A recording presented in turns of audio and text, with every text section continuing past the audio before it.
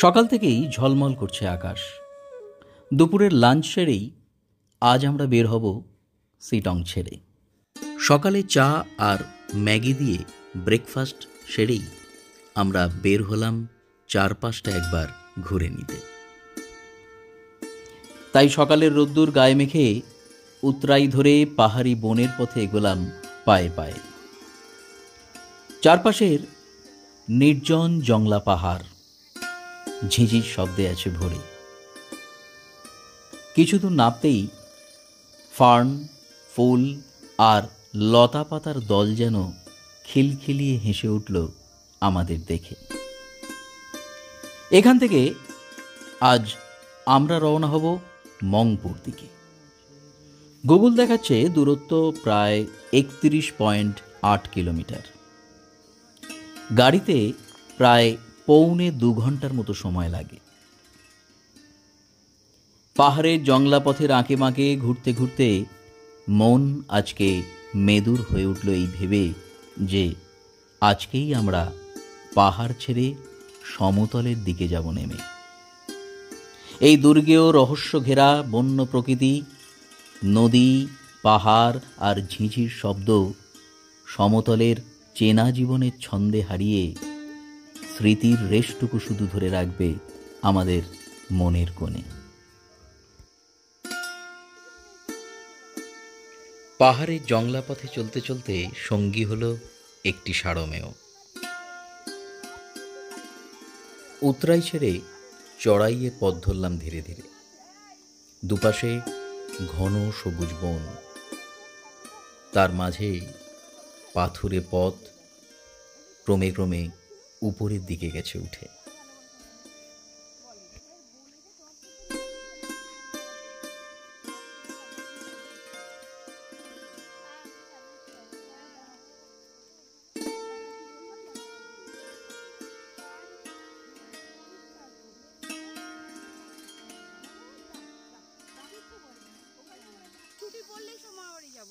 দেবদারু, pine আর বাঁশের সে বনপথে হাঁটার সে এক অন্য অনুভূতি। চারদিকে গা ছমছমে জঙ্গল, এই সকালেও ঝিঁঝির ডাকে আছে ভোরে। তারই মধ্যে আমরা হেঁটে চলেছি সেই গহন অরণ্যের পাহাড়ি পথ ধরে উপরের দিকে। পাহাড়ি জঙ্গলের পথে এটুকু উঠতেই সকলের কোমর গেছে ধরে। কোনো রকমে ক্লান্ত শ্রান্ত দেহে তারা উপরের দিকে উঠে আসছে ধীরে ধীরে।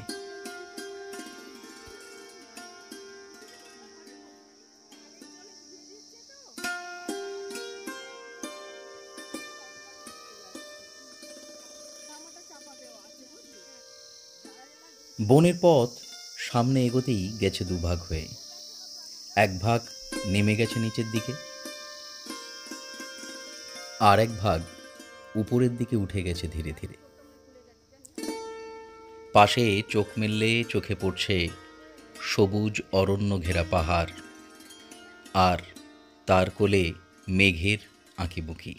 আরেকদিকে বাঁশের ঝাড় পেরিয়ে দূরে চোখে পড়ছে পাইনের বন।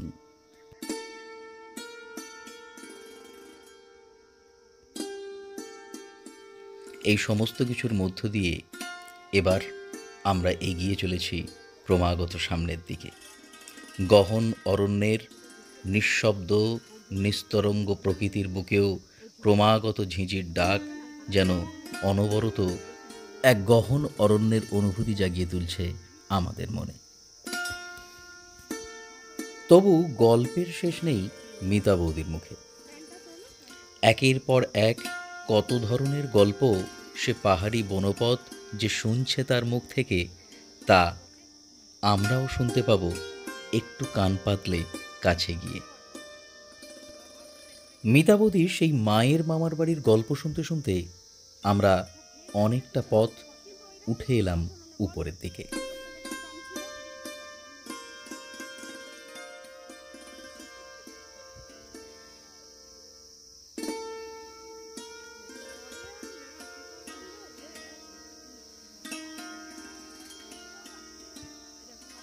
সামনে আমাদের হোমস্টে। দুপুরের লাঞ্চ সেরেই আমরা বের হব এখান থেকে। এবার গন্তব্য মংপুর দিকে।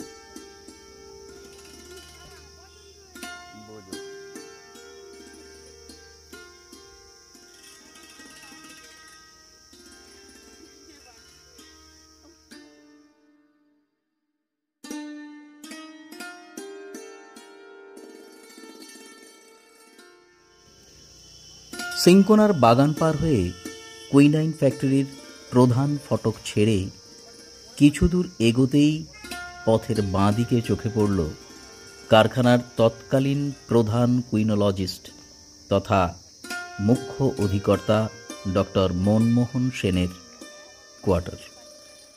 2017-এ হেরিটেজ ঘোষিত হওয়ার পর এই গাছবাড়িটি নতুনভাবে গড়ে উঠেছিল দর্শকদের দৃষ্টি আকর্ষণ করবার জন্য। মেন গেট দিয়ে ঢুকতেই বাঁদিকে চোখে পড়ল কবিগুরুর আবক্ষ প্রতিমূর্তি। গেট পেরোতেই সামনে বিশাল লন, ডান দিকে পাহাড়ের খাতে নতুন ফোয়ারা উঠেছে গড়ে। দূর থেকে চোখে পড়ছে ডক্টর মনমোহন সেনের সেই সুবিশাল ব্রিটিশ বাংলো। পিছনের দিকে ঘুরতেই আবার সেই গাছ বাড়ি পড়ল চোখে।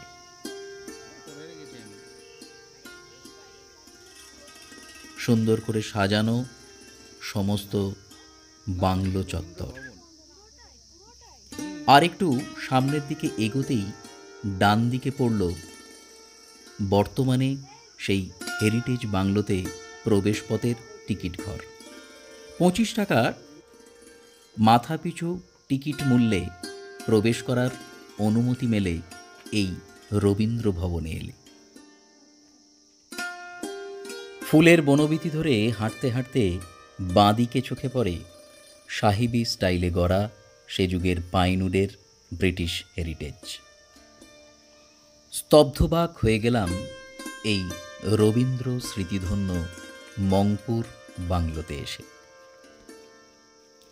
বর্তমানে এটি রবীন্দ্র সংগ্রহশালা। ডক্টর সেনের স্ত্রী রবীন্দ্র স্নেহধন্যা মৈত্রেয়ী দেবীর আমন্ত্রণে স্বাস্থ্য উদ্ধারের জন্য কবি পাহাড়ে এলেই এসে থাকতেন তাদের এই মংপুর বাংলোতে। 1938 থেকে 40-এর মধ্যে 4 বার এসে থেকেছিলেন এইখানে। এখানকার প্রাকৃতিক শোভায় প্রতিবারই মুগ্ধ হয়ে যেত কবির মন। তাই এখানে এলেই প্রায় 2 মাস করে কাটিয়ে যেতেন এই মনোরম পরিবেশে। এখন সযত্নে সংরক্ষিত তার সব স্মৃতি। 1939-এ এ বাড়িতেই পালিত হয়েছিল তার জন্মদিন। এ বাড়িরই লেখার টেবিলে বসে প্রায় 12টি কবিতা লিখেছিলেন তিনি। তার মৃত্যুর পরই এ বাড়িতে তার সংগ্রহশালা উঠেছিল গড়ে। 2017 সালে সেই সংগ্রহশালাই পেয়েছিল হেরিটেজের স্বীকৃতি। সে সময় শিলিগুড়ি থেকে 80 কিলোমিটার দূরে রামবিবাজার পর্যন্ত গাড়িতে এসে তারপর পালকিতে করে মংপুতে এসে পৌঁছতেন কবিগুরু। তার ব্যবহৃত খাট, বিছানা, দেওয়াল আলমারি, আঁকা লেখার সরঞ্জাম, এমনকি জীবনের শেষ পর্যায়ে 5বার আসার উদ্যোগে আগে থেকেই পাঠানো ওষুধপত্র আজও সংরক্ষিত করা আছে এই রবীন্দ্র ভবনের প্রতিঘরে। কবিতার পাশাপাশি সম্ভবত মংপুতে বসেই তিনি লিখেছিলেন তার রবিবার ছোট গল্পটি। সে বছর গ্রীষ্মে 2য়বার মংপুতে এসেছিলেন কবি। কবিপুত্র রথীন্দ্রনাথও এসেছিলেন তার সাথে। মৈত্রেয়ী দেবী তার একটি লেখায় সে কথা উল্লেখ করেছেন এইভাবে। মনে আছে একবার রথিদা মংপুতে এসে পৌঁছলেন, সঙ্গে 2টি ভৃত্য, শিবু আর শম্ভু, 2টি এয়ারডেল কুকুর আর 1 ঝুড়ি মিষ্টি পান পাতা। পান নইলে রথিদার চলে না, আর পান পাতা মংপুর ত্রিসীমানায় নেই। আর ঠিক সেই সময়েই রবীন্দ্রনাথ ঝুঁকে পড়ে সন্ধ্যার ঘনায়মান অন্ধকারে একটি ছোট গল্প শেষ করছিলেন একাগ্র মনে। বলে বলেও তাকে ওঠানো যাচ্ছিল না তার রাইটিং ডেস্ক থেকে। বললেই বলছেন সময় মতো পাঠাতে হবে।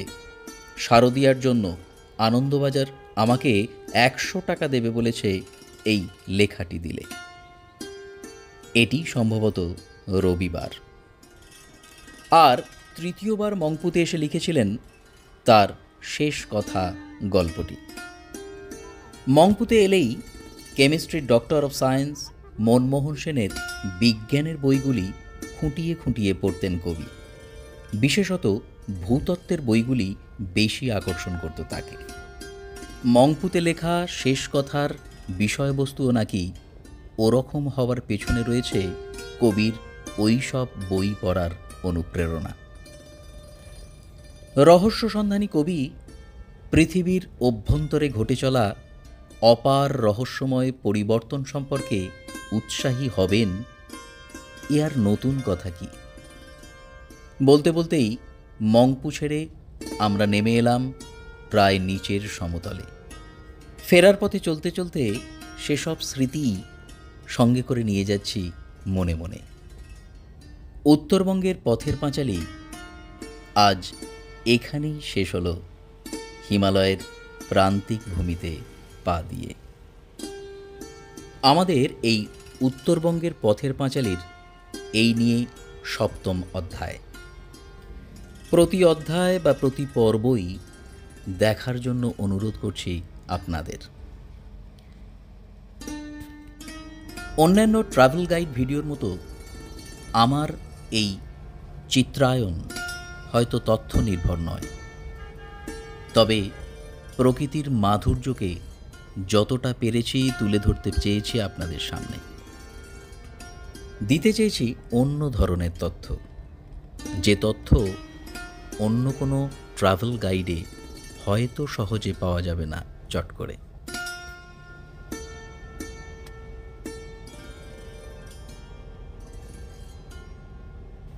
চ্যানেলটি ভালো লাগলে অবশ্যই সাবস্ক্রাইব করে বেল আইকনটি প্রেস করবেন, যাতে পরবর্তী ভিডিওর নোটিফিকেশন সহজে পৌঁছে যায় আপনার কাছে।